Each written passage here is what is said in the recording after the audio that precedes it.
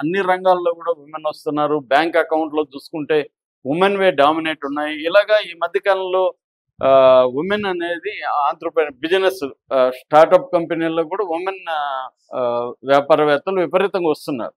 ఇలాగ ఇండియా ఉమెన్‌ని బాగా ప్రోత్సహిస్తుంది. ఈవెన్ ఎడ్యుకేషన్‌లో కూడా వాళ్ళ రోల్ పెరుగుతుంది. ఇలాంటి కండిషన్‌లో వేరే దేశం నుంచి ఇక్కడికొచ్చి నేను ఉమెన్ జర్నలిస్టుల్ని మాట్లాడినప్పుడు అది అవమానించినట్టుగా, మన దేశంలో స్త్రీలని అవమానించినట్టుగా, దాన్నెందుకు ఇండియన్ గవర్నమెంట్ సహిస్తుంది అనే విమర్శలు ఇప్పుడు వస్తున్నాయి. హ్మ్.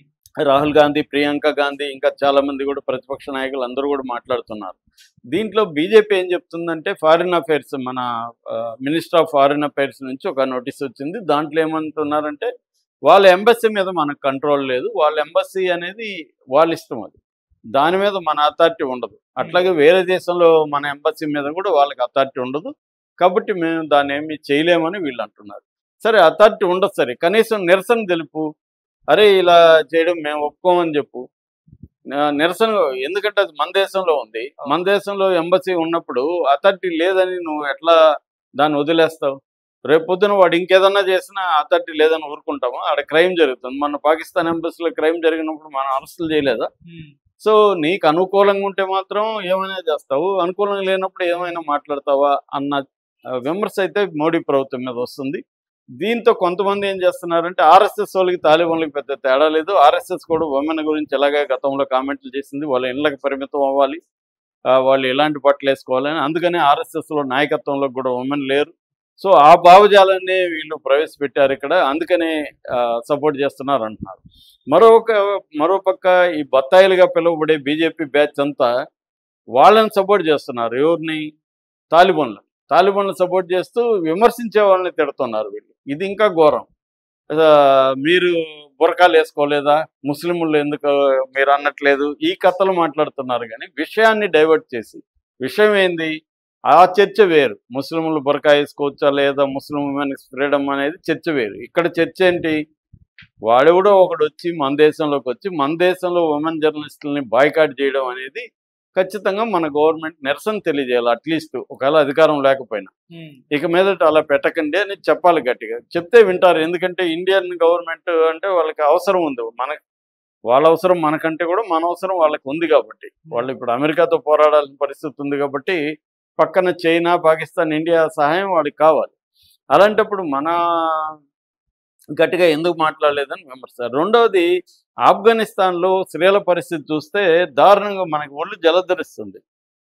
అంటే ఎడ్యుకేషన్లో కానీ, ఎంప్లాయ్మెంట్లో కానీ, ఫ్రీడమ్ విషయంలో కానీ, పబ్లిక్ ప్లేస్లో కానీ స్త్రీలకి అత్యంత ఘోరమైన పరిస్థితులు ఉన్నాయి. నేను ఒక 2-3 ఎగ్జాంపుల్స్ మాత్రం చెప్తాను.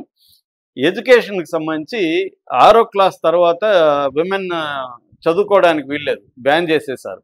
6 వరకు మాత్రమే అమ్మాయిలు చదువుకోవాలి. 6 తర్వాత అమ్మాయిలు చదువుకోవడానికి లేదు. సో స్కూళ్ళు, కాలేజీల్లో అమ్మాయిలకి చోటు లేదు. 6వ క్లాస్ తర్వాత చదువుకోకపోతే వాళ్ళు ఏం చేస్తారు లైఫ్లో? సో అది చేస్తూ అన్ని ఉద్యోగాల్లో నుంచి తీసేశారు. ప్రతి 4 ఉమెన్లో ఒకరిని పీకేశారు అనమాట. అంటే ఏవో చిన్నవి ఉన్నాయి. చివరికి ఎన్జిఓల్లో కూడా తీసేశారు, నర్సింగ్లో తీసేశారు, యూనివర్సిటీలో తీసేశారు. అలాగా అన్ని జాబ్స్లో నుంచి ఉమెన్ని పీకిపడేశారు. ఉమెన్ జాబ్స్ చేయడానికి లేదు. ఏదో ఇన్ఫార్మల్ జాబ్స్, ఇళ్లలో పనిచేసేవి, ఇట్లాంటివి మాత్రం ఉన్నాయి. యూనివర్సిటీలో కోర్సుల్ని దాదాపు 18 కోర్సుల్ని, ఉమెన్ రిలేటెడ్ కోర్సుల్ని కూడా తీసేశారు.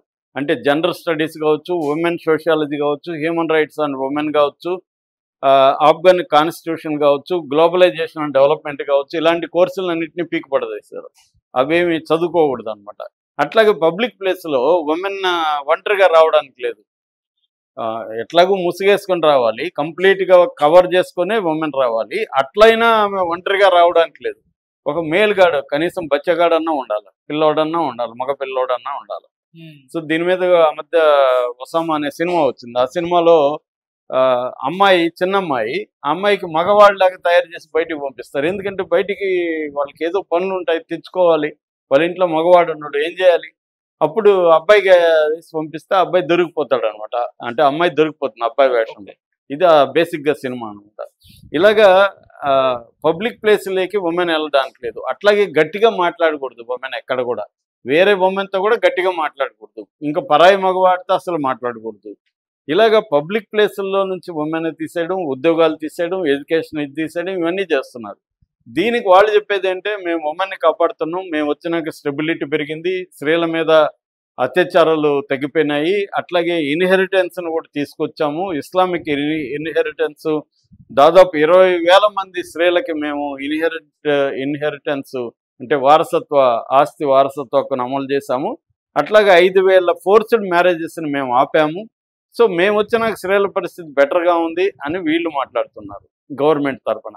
కానీ అది నిజం కాదని ఇటు ఐక్యరాజ్య సమితి కానీ, హ్యూమన్ రైట్స్ వాచ్ కానీ, తర్వాత ఆమ్నెస్టీ ఇంటర్నేషనల్ లాంటి సంస్థలు చెప్తున్నాయి అక్కడ స్త్రీల పరిస్థితి అయితే చాలా ఘోరంగా ఉంది. అదే ఫిలాసఫీని ఇక్కడ వాళ్ళు అమలు చేయడానికి ట్రై చేస్తుంటే ఇండియన్ ప్రభుత్వం మాత్రం వ్యతిరేకించకపోవడం మాత్రం ఖచ్చితంగా కరెక్ట్ కాదు. ఖచ్చితంగా వ్యతిరేకించాలి మనం. Okay sir, thank you so much.